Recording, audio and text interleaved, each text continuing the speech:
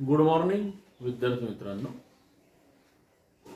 पहा, आपण मागच्या पिरियडमध्ये जे स्थूल अर्थशास्त्र आहे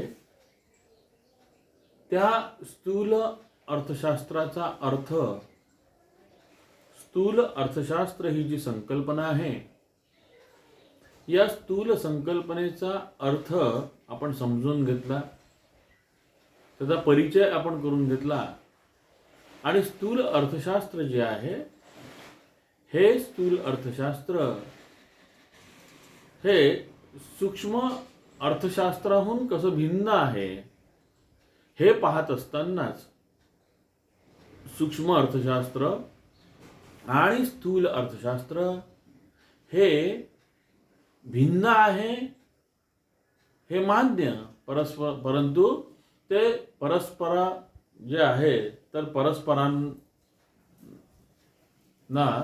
ते पूरक असं आहे. ते जे सूक्ष्म अर्थशास्त्र आणि स्थूल अर्थशास्त्र जे आहे तर हे सूक्ष्म अर्थशास्त्र आणि स्थूल अर्थशास्त्र हे परस्परांना पूरक आहे, ते एकमेकांना स्पर्धात्मक निश्चितपणे नाही आहे हे देखील आपण बघितलं. त्यानंतर मग आपण त्याच्यामध्ये बघितलं की सूक्ष्म अर्थशास्त्रामध्ये वैयक्तिक घटकांचा आपण अभ्यास केला, विशिष्ट घटकांचा आपण अभ्यास केला, परंतु या स्थूल अर्थशास्त्रामध्ये मात्र आपल्याला वैयक्तिक घटकांचा अभ्यास करून चालत नाही. नव्हे तर तो वैयक्तिक घटकांचा अभ्यास जो आहे तर हा वैयक्तिक घटकांचा अभ्यास त्यामध्ये होतच नाही. तर त्यामध्ये राष्ट्रीय स्तरावरील जे विविध प्रश्न असतात, राष्ट्रीय अर्थसंकल्पनेच्या, राष्ट्रीय जी आपलं अर्थव्यवस्था आहे या अर्थव्यवस्थेच्या दृष्टीने आपण त्याचा अभ्यास करत असतो आणि जो तो अभ्यास करतो तो स्थूल अर्थशास्त्रामध्ये येतो असं आपण काल बघितलेलं होतं.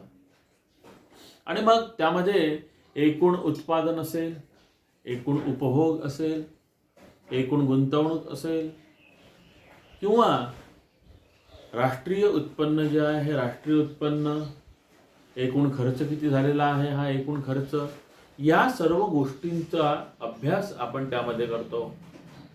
आणि म्हणूनच केवळ तो अभ्यासच केला जातो एकूण समस्ताचा, समग्राचा असं नव्हे, तर आपण ज्या काही समस्या असतील अर्थव्यवस्थेपुढे तर त्या अर्थव्यवस्थेपुढे असलेल्या ज्या विविध समस्या आहेत तर त्या समस्यांचं निराकरण कशा प्रकारे केलं जाते त्या संबंधी जी चर्चा आहे, जे उपाय आहेत हे आपण स्थूल अर्थशास्त्रामध्ये अभ्यासत असतो. मग आता स्थूल अर्थ, ज्याप्रमाणे आपण सूक्ष्म अर्थशास्त्राच्या विविध व्याख्या बघितल्या त्याचप्रमाणे आपल्याला स्थूल अर्थशास्त्र जे आहे या स्थूल अर्थशास्त्राच्या देखील काही ज्या व्याख्या आहेत या काही व्याख्या बघायच्या आहेत. अनेक अर्थशास्त्रज्ञांनी या स्थूल अर्थशास्त्राच्या व्याख्या केलेल्या आहेत, परंतु आपल्याला मात्र एक 3-4 ज्या अत्यंत महत्त्वाच्या आहेत त्या अर्थशास्त्रज्ञांच्या व्याख्या आपण पाहणार आहोत. मग त्या पाहत असताना सगळ्यात पहिली जी व्याख्या आहे ही सगळ्यात पहिली व्याख्या ही प्राध्यापक के.ई. बोल्डिंग जे आहेत अर्थशास्त्रज्ञ तर त्यांनी मांडलेली आहे.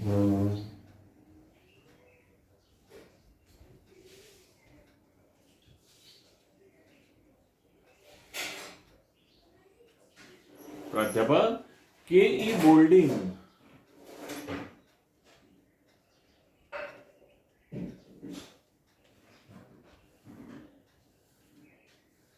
तर यांनी ही जी पहिली व्याख्या आहे ही पहिली व्याख्या मांडलेली आहे आणि त्यांनी असं म्हटलेलं आहे की व्याख्या मांडत असताना स्थूल अर्थशास्त्र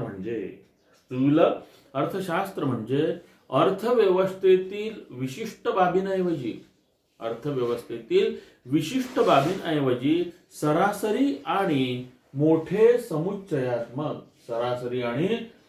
समुच्चयात्मक या बाबतचा विचार ज्यात केला जातो ते स्थूल अर्थशास्त्र होय.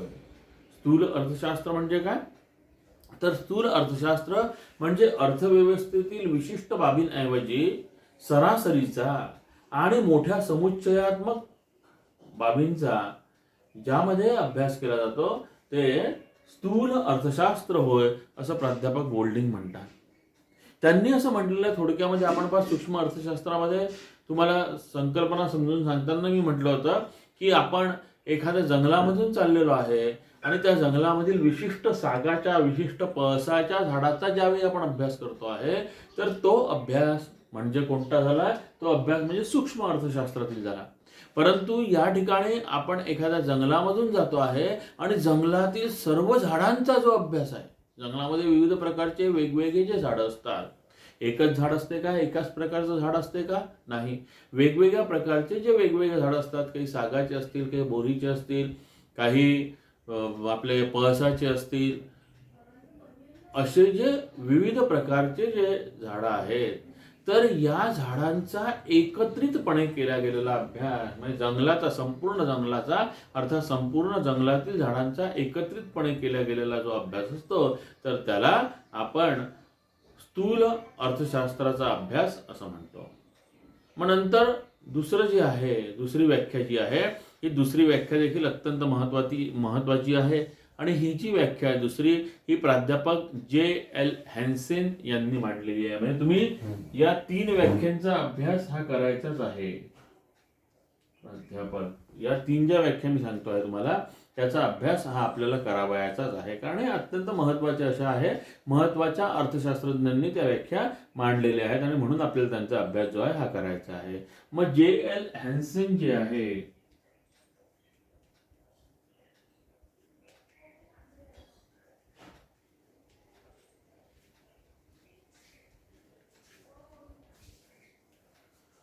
हे प्राध्यापक J.L. हॅन्सेन जे आहे, तर या हॅन्सेन यांचं असं म्हणणं आहे, J.L. हॅन्सेन यांचं असं म्हणणं आहे की स्थूल अर्थशास्त्र, त्यांनी व्याख्या करताना काय म्हटलेली आहे की स्थूल अर्थशास्त्र ही अर्थशास्त्राची अशी शाखा आहे. हे तर आपल्याला माहिती आहे की अर्थशास्त्राच्या 2 शाखा आहेत, एक सूक्ष्म अर्थशास्त्र आहे आणि स्थूल अर्थशास्त्र आहे. मग हॅन्सेन असं म्हणतात आहे की स्थूल अर्थशास्त्र ही अर्थशास्त्राची अशी शाखा आहे की ज्यात रोजगार, एकूण बचत, एकूण गुंतवणूक, राष्ट्रीय उत्पन्न यासारख्या मोठ्या समुच्चयात्मक आणि त्यांच्यातील असलेल्या परस्पर संबंधाचा विचार केला जातो.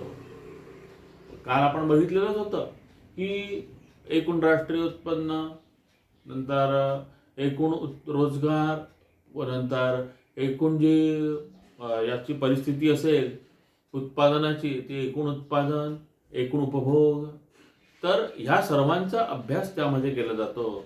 मग प्राध्यापक J.L. हॅन्सेन जे आहे, तर प्राध्यापक J.L. हॅन्सेन यांचं देखील तेच म्हणणं आहे की स्थूल अर्थशास्त्र जे आहे, तर स्थूल अर्थशास्त्र ही अर्थशास्त्राची अशी शाखा आहे की ज्यामध्ये एकूण रोजगार, एकूण गुंतवणूक, एकूण बचत, राष्ट्रीय उत्पन्न यासारख्या मोठ्या समुच्चयांचा आणि केवळ त्याचाच नाही तर त्यांचा परस्परांशी असलेल्या संबंधांचा, उदाहरणार्थ बचत जर जास्त असेल तर साहजिकच गुंतवणूक ही जास्त केली जाते. मग बचत जर जास्त असेल, एकूण बचत जास्त असेल, एकूण गुंतवणूक जास्त होईल. एकूण गुंतवणूक जर जास्त केली गेली तर एकूण रोजगार जास्त होईल. एकूण उत्पादन आपलं जास्त होईल. एकूण उत्पादन जास्त झालं म्हणजे एकूण रोजगार देखील जास्त होईल. असा हा जो परस्परांमधील जो संबंध आहे, या ज्या विविध प्रकारच्या ज्या आर्थिक संकल्पना आहेत, तर यांचा जो परस्परांमधील संबंध आहे, तर हा संबंध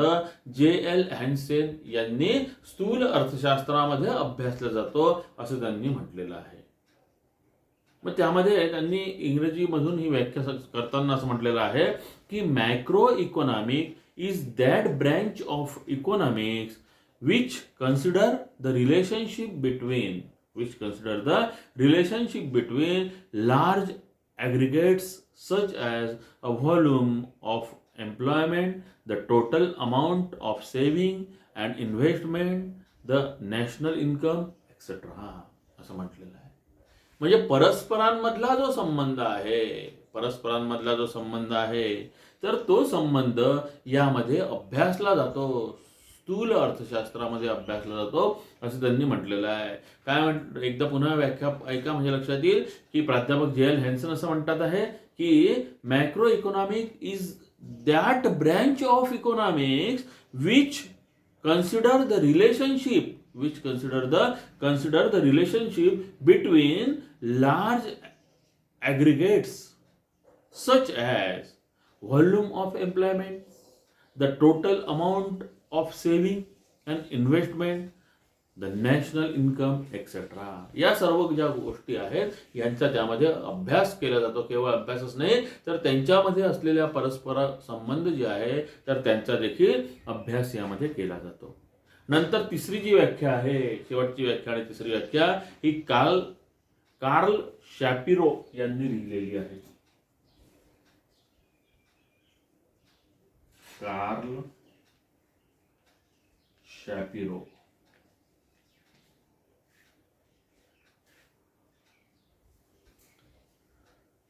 तिसरे जे अर्थशास्त्रज्ञ आहे प्राध्यापक कार्ल शॅपिरो, हे सुद्धा प्राध्यापकच आहे, प्राध्यापक कार्ल शॅपिरो. तर यांनी असं म्हटलेलं आहे की स्थूल अर्थशास्त्र, सोपी व्याख्या यांची एकदम, की स्थूल अर्थशास्त्र अर्थव्यवस्थेच्या संपूर्ण कार्यपद्धतीशी संबंधित आहे. स्थूल अर्थशास्त्र कसं आहे तर स्थूल अर्थशास्त्र हे अर्थव्यवस्थेच्या संपूर्ण कार्यपद्धतीशी, जी संपूर्ण कार्यपद्धती आहे या संपूर्ण कार्यपद्धतीशी संबंधित आहे असं त्यांनी म्हटलेलं आहे. मग आता या तीन प्रकारच्या आपण व्याख्या बघितल्या. या तीन प्रकारच्या व्याख्या बघितल्यानंतर म्हणजे प्राध्यापक के ई बोल्डिंग यांची व्याख्या बघितली. ती व्याख्या काय म्हणत होती की अर्थव्यवस्थेतील विशिष्ट बाबींऐवजी सरासरी आणि मोठ्या समुच्चयाचा जो अभ्यास केला जातो ते म्हणजे स्थूल अर्थशास्त्र. प्राध्यापक जे एल हॅन्सन यांनी असं म्हटलेलं होतं की अर्थशास्त्र, स्थूल अर्थशास्त्र ही अर्थशास्त्राची अशी शाखा आहे की ज्यात एकूण रोजगार, एकूण बचत, एकूण गुंतवणूक, राष्ट्रीय उत्पन्न यासारख्या मोठ्या समुच्चयांचा आणि त्यांच्यामध्ये असलेल्या परस्पर संबंधाचा विचार करण्यात येतो. आणि तिसरी व्याख्या प्राध्यापक कार्ल शॅपिरो यांनी म्हटलेली आहे की स्थूल अर्थशास्त्र जे आहे तर स्थूल अर्थशास्त्र हे अर्थव्यवस्थेच्या संपूर्ण कार्यपद्धतीशी संबंधित आहे. स्थूल अर्थशास्त्राचा जो आपण विचार करतोय किंवा जी व्याख्या आपण बघतोय तर कार्ल शॅपिरो यांनी एका वाक्यामध्ये सांगितली फक्त. त्यांनी काय म्हटलेलं आहे की त्यांनी म्हणताना असं म्हटलेलं होतं की स्थूल अर्थशास्त्र जे आहे तर हे अर्थव्यवस्थेच्या संपूर्ण कार्यपद्धतीशी संबंधित आहे. मग या आपण व्याख्या बघितल्या, या निरनिराळ्या आपण स्थूल अर्थशास्त्राच्या व्याख्या बघितल्या आणि मग या व्याख्या बघितल्यानंतर आपल्याला या स्थूल अर्थशास्त्रामध्ये कोणकोणत्या संकल्पनांचा विचार केला जातो याचा देखील आपल्याला मूलभूत, याच्या स्थूल अर्थशास्त्राच्या मूलभूत संकल्पना कोणत्या आहेत तर याचा देखील आपल्याला थोडक्यामध्ये विचार जो आहे तर हा विचार आपल्याला करावयाचा आहे. मग हा विचार करत असताना एक गोष्ट आपल्याशी लक्षात येते आहे. पहा की सगळ्यात पहिले स्थूल अर्थशास्त्राच्या मूलभूत संकल्पनांमध्ये, म्हणजे या मूलभूत संकल्पना याच्यासाठी मी तुम्हाला सांगतो आहे वारंवार किंवा पुन्हा पुन्हा की तुमच्या लगेच लक्षात येईल की स्थूल अर्थशास्त्रामध्ये अभ्यास जो आहे तर हा अभ्यास कोणाकोणाचा किंवा कसा केला जात होता.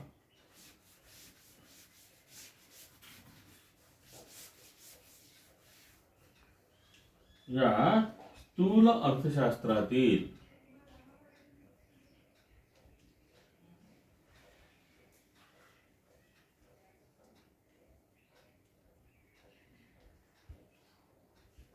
मूलभूत संकल्पना ज्या आहे तर या स्थूल अर्थशास्त्रातील मूलभूत संकल्पना या पुढील प्रमाणे आपण सांगू शकतो. तर सगळ्यात पहिली जी आहे तर ती आहे राष्ट्रीय उत्पन्न.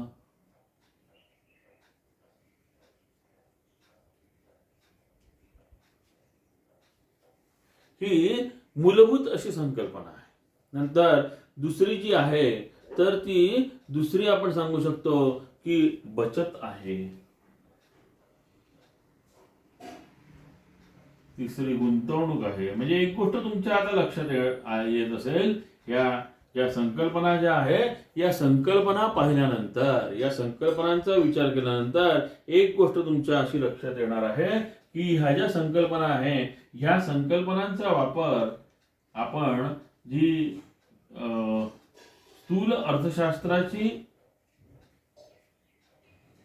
जी आपण व्याख्या मांडलेली आहे तिन्ही अर्थशास्त्रज्ञांनी, तर त्या सर्वांचा समावेश यामध्ये आलेलाच आहे. म्हणजे आपल्या व्याख्येमध्ये या सर्वांची जी ओळख आहे, तर या सर्वांची ओळख ही आपणास झालेली आहे हे आपल्या लक्षात येते. स्थूल जे अर्थशास्त्र आहे, तर या स्थूल अर्थशास्त्रामध्ये या सर्वांची ओळख झालेली आहे असं आपल्याला सांगता येते. मग आता याच्यामध्ये आपण काय काय केलेलं आहे, तर याच्यामध्ये आपण गुंतवणूक झालं, आणि जे आहे पुढचं ते आहे व्यापार चक्र.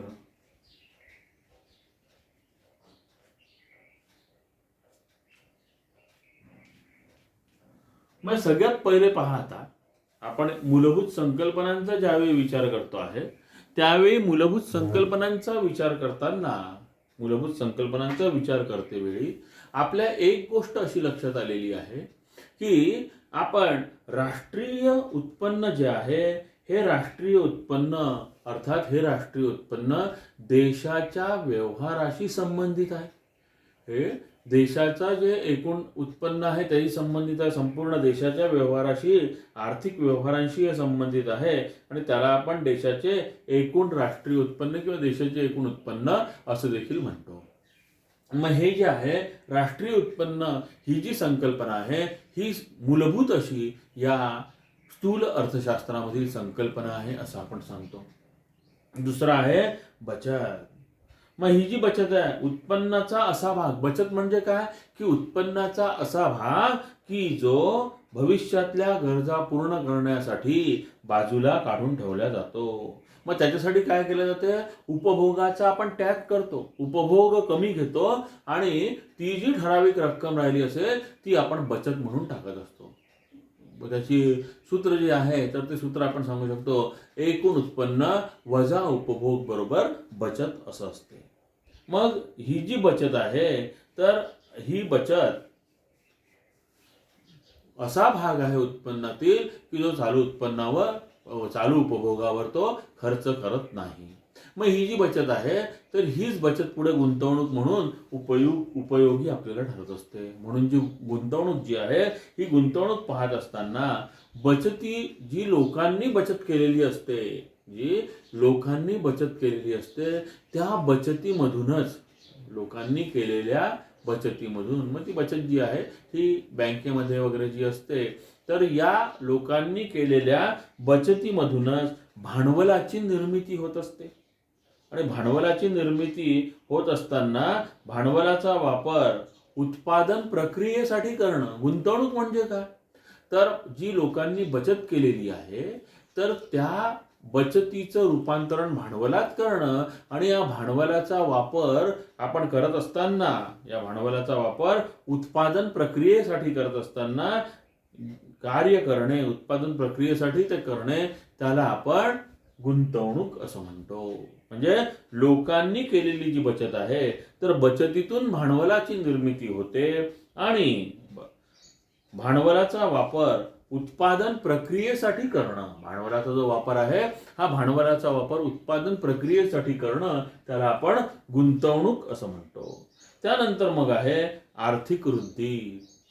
आर्थिक वृद्धी ही देखील वारंवार येणारी अशी मूलभूत संकल्पना आहे की ज्याचा पुढे आपण वापर देखील करतो, आणि जे अर्थव्यवस्था ठरवण्यासाठी, अर्थव्यवस्थेला दिशा देण्यासाठीचं जे धोरण आखलं जाते, तर त्यामध्ये आर्थिक वृद्धीचा खूप मोठा सहभाग असतो. त्याचा विचार करूनच आर्थिक वृद्धी, आर्थिक विकास या घटकांचा विचार करूनच त्या पद्धतीने अर्थव्यवस्थेला एक दिशा दिली जाते. मग ही जी आर्थिक वृद्धी आहे, तर ही आर्थिक वृद्धी या संकल्पनेला संख्यात्मक दृष्टिकोन आहे. आर्थिक वृद्धी जी असते, तर या आर्थिक वृद्धीला संख्यात्मक दृष्टिकोन आहे. सोप्या शब्दात जर सांगायचं, तर दीर्घकाळात देशाच्या वास्तव उत्पन्नामध्ये जो दीर्घ काळ आहे, तर या दीर्घ काळामध्ये देशाच्या वास्तव उत्पन्नात झालेली संख्यात्मक वाढ, त्याला आपण आर्थिक वृद्धी असं म्हणतो. मुद्दाम हे तुम्हाला खूप डिटेलमध्ये सांगत नाहीये, कारण आपल्याला केवळ मूलभूत संकल्पना ज्या आहेत या संकल्पनेची ओळख करून घ्यायची आहे. नाही तर आपण जर एकेका याच्याबद्दल जर सांगत बसलो, राष्ट्रीय उत्पन्नाबद्दल, बचतीबद्दल, गुंतवणूकबद्दल, तर आपल्याला कितीतरी त्याचे वेगवेगळे पिरियड लागणार आहे. परंतु आपल्याला केवळ मूलभूत संकल्पनांचा विचार करायचा आहे. नंतर आहे आर्थिक विकास, आणि आर्थिक विकास ही व्यापक संकल्पना आहे आणि ती संख्यात्मक नाही, तर ती एक गुणात्मक प्रक्रिया आहे, गुणात्मक तो दृष्टिकोन आहे. आर्थिक वृद्धीबरोबर मानवाच्या कल्याणासाठी महत्वाच्या असणाऱ्या, आर्थिक वृद्धीबरोबर मानवाच्या कल्याणासाठी आवश्यक असणाऱ्या घटकांमध्ये गुणात्मक बदल घडवून आणणे म्हणजे त्याला आपण आर्थिक विकास असं म्हणतो. आणि शेवटचा जो आहे तो आहे व्यापार चक्र. व्यापार चक्र जे आहे, अर्थव्यवस्थेत घडून येणाऱ्या आर्थिक चढ उतारांमुळे जे व्यापारामध्ये बदल घडून येतात, तर त्यांना व्यापार चक्र असं म्हणतात. हे व्यापार चक्र दोन प्रकारचे असतात.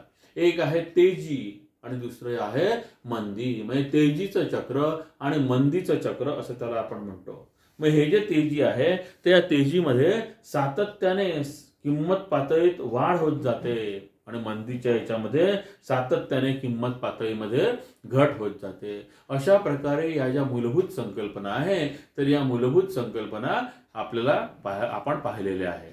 आता आपल्याला पुढच्या पिरियडमध्ये जे स्थूल अर्थशास्त्र आहे, तर या स्थूल अर्थशास्त्राची जी व्याप्ती आहे, तर या स्थूल अर्थशास्त्राच्या व्याप्तीचा आपल्याला अभ्यास करावायचा आहे. त्याचा जो अभ्यास विषय आहे, स्थूल अर्थशास्त्राचा अभ्यास विषय किंवा स्थूल अर्थशास्त्राची असलेली व्याप्ती, तर याचा आपल्याला आता पुढच्या पिरियडला अभ्यास करावायचा आहे.